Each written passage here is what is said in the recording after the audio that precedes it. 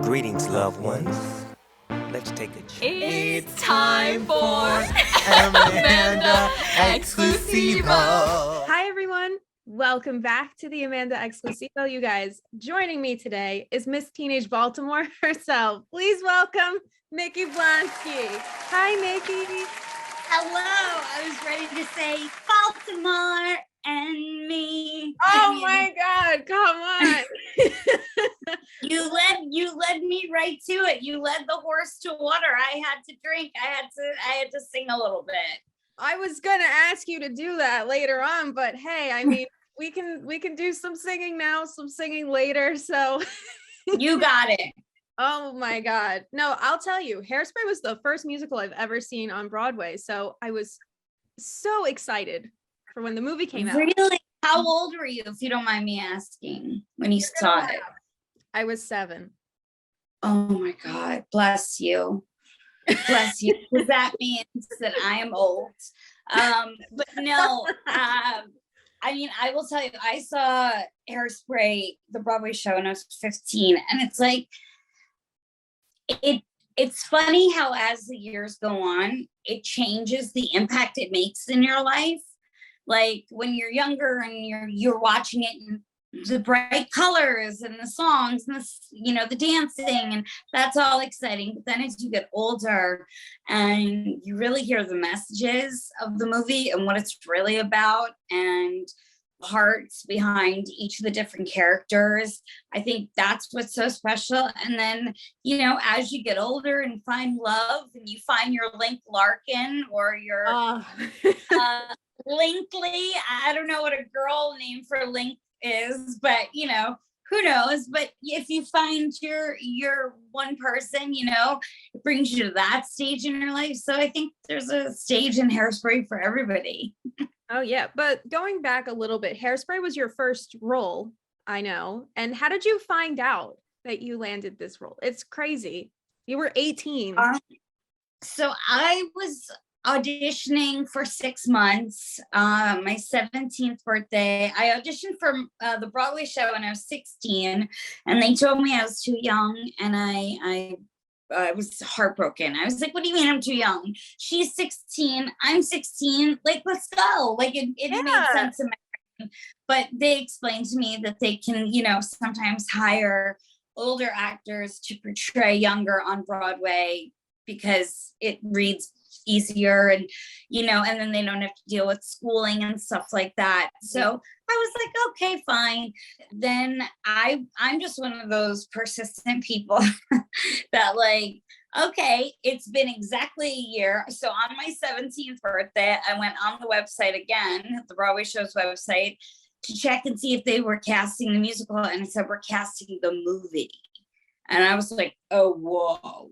We're in a whole other ball game now. I was gonna say. I was like, it said, don't send in any tapes. We'll let you know when we're coming to a city near you. First, I think their first stop was New York. And of course I sent in a tape. They said, don't, I did. And then I showed up at the New York audition. They were like, you were the girl. I was like, who sent in the tape?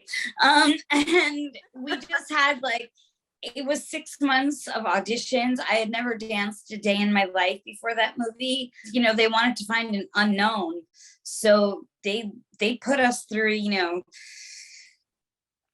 a ton of singing, ton of dancing, a ton of just to see if we could hack it. And it was so much fun. I was just having a ball. I was like having the best time of my life. I was like, this is, people are like, oh, it's hard work. I'm like, this isn't work. This is fun. I'm like, I don't know what you're talking about, but this is fun. So that was 6 months. And then I was getting ready to go to college and see a senior prom. And I got a call that said I had come out here to LA for a screen test, and I flew home and I was getting ready to go to prom. I hadn't told any of my friends that I had auditioned. And then I found out the day before. They said, we want to come to each of the 4 final girls' hometowns. And videotape them in their natural habitat. They said, so for you, we'd love to come to Cold Stone, which was where I was working at the time. Cold Stone Creamery. And yeah, I was mixing ice cream all day long. Yeah, they came to the store and they set up, and this was the night before my senior prom.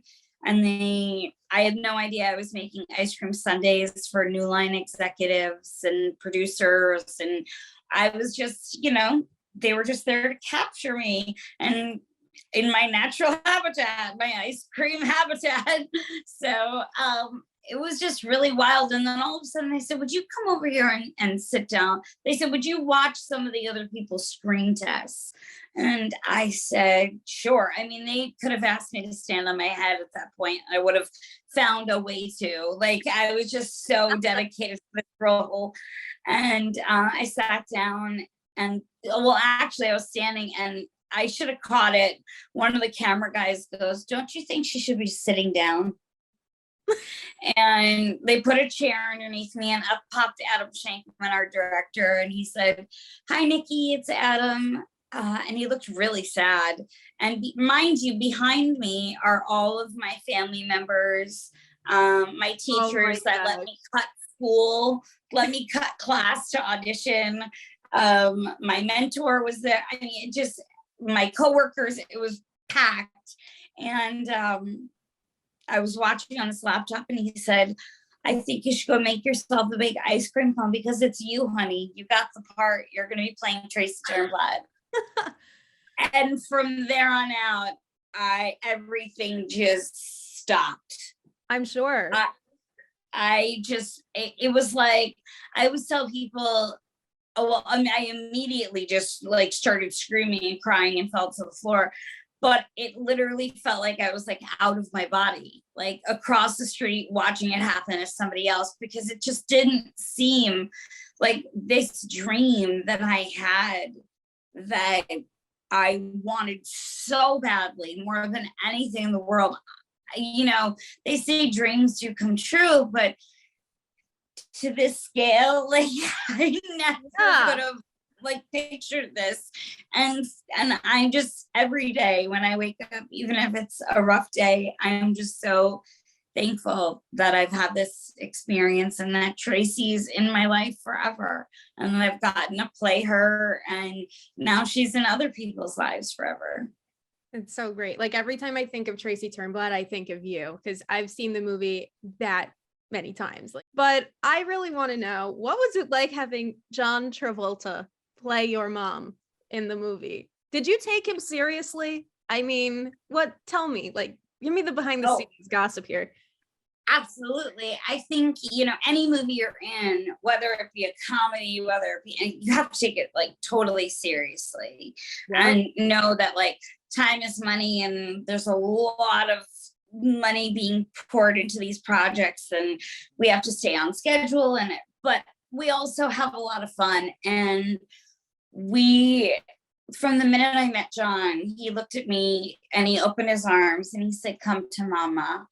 And oh my God. I literally was just like, oh my God, I'm hugging John Travolta. And then as time went on and we rehearsed together and we really spent time together talking, getting to know each other as friends, and then playing mother and daughter, that to me, I mean, I have an incredible bond with my mom. She's my best friend in the whole world. And John had some massive shoes to fill, but he did an amazing job. And my mom was super proud of him too. My mom was like, he was a great mom. He was the perfect mom for you.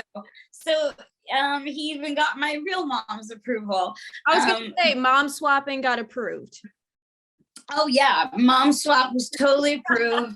And John he couldn't have been nicer and more caring with me. And this was my first movie. He showed me the ropes, him, Queen Latifah. I mean, just watching him and Queen and Christopher Walken and Michelle Pfeiffer, just watching them work is how I learned so much, just by viewing them and just by watching, how they take things in, how they listen, there's so much that goes into it. We just had a blast, all of us. But tell me, I actually want to know some fun things about making the movie. Yeah. By any chance, Yes. did you steal anything from Bessette? Okay, so I did take my I Can Hear the Bells red Keds. Okay. My little sneakers. I took them. I took my watch that I wore everywhere. Oh, I took my bobblehead that was in Oh my God, I know what you're talking about. the Hardy Har Hut. I have one of those. Yeah, it was pretty cool. So I have some stuff. Yeah. Kept in a very, very, very safe space. I was gonna say, oh, Hairspray is pretty iconic for you to take at least a couple things. Yeah. I definitely. The wig. I don't know what you have. I don't have the wig. All of our wigs, unfortunately, were stolen. So supposedly that's what I heard. I know my white go-go boots from You Can't Stop the Beat are in the Smithsonian, which is pretty cool. Really? So yeah, they're in, I think, the pop culture exhibit. They're in between. Last time I heard, somebody went there, and one of my friends, and she was like, they're right in between Judy Garland's ruby red slippers and Archie Bunker's reclining chair. And I was like, that is the perfect place to be, in my opinion. Come on, Nikki. I still can't believe it sometimes. I'm like, I'm next to the ruby red slippers. Like, this is crazy. I know, two iconic shows right next to each other. But what was your favorite memory from the set? I mean, I'm sure you've had so many because you've worked with the amazing cast and everybody. I think my favorite memory was sharing with my mom. My mom, I was 17. I needed a guardian. She gave up her job. She, she came with me. My dad and my brother stayed home with my uncle, and just sharing those experiences with my mom, filming 18-hour days. She had never seen me film an 18-hour day. I had never filmed an 18-hour day. That's a long day. She was watching me fulfill my dreams. And I think she's always told me, like, that's every parent's dream, is to watch their kids' dream come true.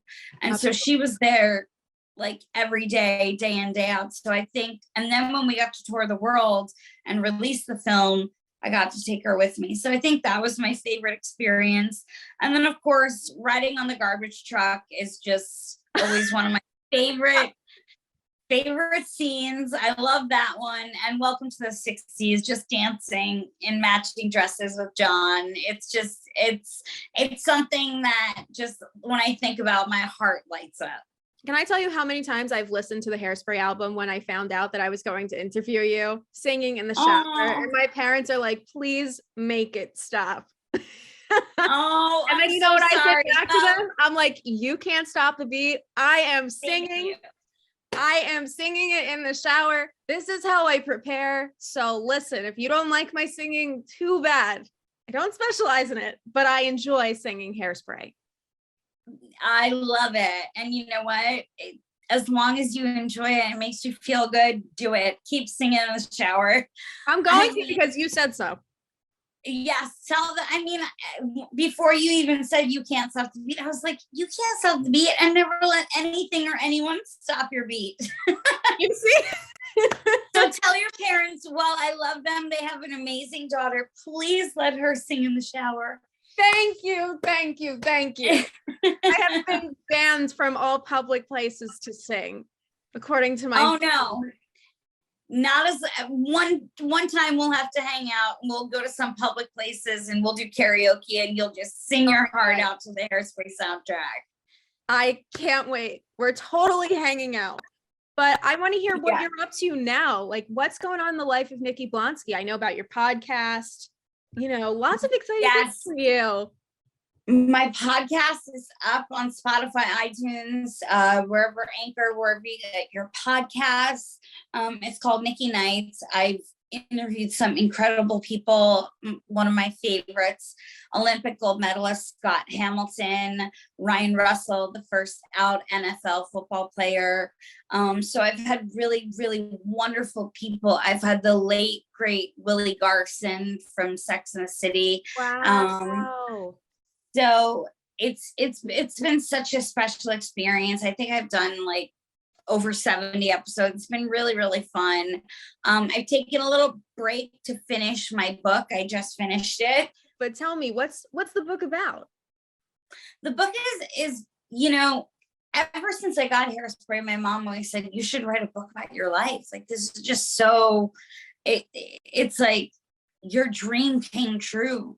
But there's also so many other parts of my life that haven't been unicorns and rainbows and hairspray. So it's kind of like an insight into my life. Yes, I am the girl that got Hairspray, but this is where it started, Hairspray. And this is where, like, I show you all the things that have happened up until now. That's great. And I can't wait to read it. You have to keep me posted on when it's going to come out. Congratulations. And also, I just want to tell you, like, I'm so proud of you. When I saw your TikTok when you came out, like, it's really amazing, like the way that you put yourself out there. And what made you want to share the news with everybody, particularly on TikTok with Diana Ross? I had been wanting to come out publicly for a little bit. I kind of got tired of, you know, we'd be out at restaurants, or I'd be on a date or with a partner, and like I'd be worried if somebody saw me, or like, because I wanted to come out on my own terms. It's not that I was ashamed. I just wanted to come out on my own terms. And so I finally got to this point where I was like, you know what? There's never going to be a time. It's time to just rip the Band-Aid off. You're 32 years old. Like, it's time to live. The thing was, I had been telling my fans and my supporters to live their authentic lives and to be themselves and be proud of who they are. And I realized that I was hindering myself from doing that exact same thing. I wasn't, you know, being out and proud about who I was. I was out and proud to be Nikki Blonsky, but I hadn't ever really released any news about dating or my sexuality ever. So for this was something super private and super personal, as it is with everybody. And I just decided, like, yeah, that was the year. That was the time. And my publicist and I were listening to that song, and I was like, yeah. She's like, can we film a video? I was like, let's do it. And we filmed the TikTok and we put it up, and then within, minutes, like, it was like, it went viral, and all of a sudden I was doing interviews in like Japan and Australia. It was insane. Like, I couldn't believe it. I couldn't believe that people were that supportive and so kind and so interested. I definitely did get, you know, some negative, sure, you know, but that's part of my business, you know. Absolutely. So all I know is that I'm happy living my life as my true self. And, you know, people can say what they want to say, but at the end of the day, maybe they're just, you know, saying negative things because they're not happy with themselves. So you got to kind of look at it that way. And I'm so proud of you. And as you told me, you can't stop the beat, Nikki, you know, and that's what you're doing. And I'm very proud of you. And I know your fans and support group, they're very proud of who you are now. So, and you still have stayed true. I really appreciate you are, of course. But I did have a little surprise. I was wondering if maybe it's kind of been a dream of mine to do a little like duet with you. Not sure what you're feeling, but I just want to make sure that, like, you know, I fit in and get in the spirit. All right, let me just put this on real quick because I just think it's going to feel God, I love you. It's going to feel right. I had one of those. Did you? I don't know where it went. I got this when I saw Hairspray. Yeah, they gave them out for a while. They're so epic. All right. I am ready whenever you are. I just want to make sure that I fit in. And you fit in. The higher the hair, the closer to God and Tracy Turnblad. Yeah, my ceiling is like right there. So I think we're good. Yes. All right. You're good. All right. Here we go. Hey mama, look around. Everybody's grooving to a brand new sound. Hey mama, look at me. I'm the cutest chickie that you ever did see. So let go of the past now. Say hello to the love in your heart. Yes, I know that the world's spinning fast now, but you gotta get yourself a brand new start. Hey mama, welcome to the 60s. Oh, oh, oh, oh, oh, oh. Oh, mama, welcome to the 60s. Oh, oh, oh, oh, oh, oh. Girl, mama, go. Yeah. that was so fun. That was fun. That's what's going to be a hit. You're right awesome. There. I studied. Trust me, if I ever need somebody with me to back me up with lines, and I'll be like, I got the perfect girl. Oh my God, you made my day. You see? She knows all the words. I know all the words. Good morning, Baltimore. I know about the flasher who lives next door. I know everything. Funny enough, I will tell you this, the flasher that was in our movie is John Waters, who created Hairspray. No way. Yes. He created the original 1988 movie he created, and he shot it in Baltimore. So everybody who ever has had like a touch of Hairspray magic in their life owes it to John Waters, because he just created just such a beautiful masterpiece. And Hairspray is so special to me because, like I told you, it was my first musical that my mom took me to. Penny Pingleton's mom came and talked to me in the audience, like, because she saw the like little kid there. So she's like, "What are you doing?" I remember that. And then I was so excited when the movie came out, because that was my first musical, and that's how I'll always remember Broadway. And now the movie too, because of you. And I'm so honored to be talking to you. And I truly thank you for coming to chat with me, and come back anytime you want. Well, my pleasure. You let me know whenever you need me. I am here for you. Long Island Gals for life.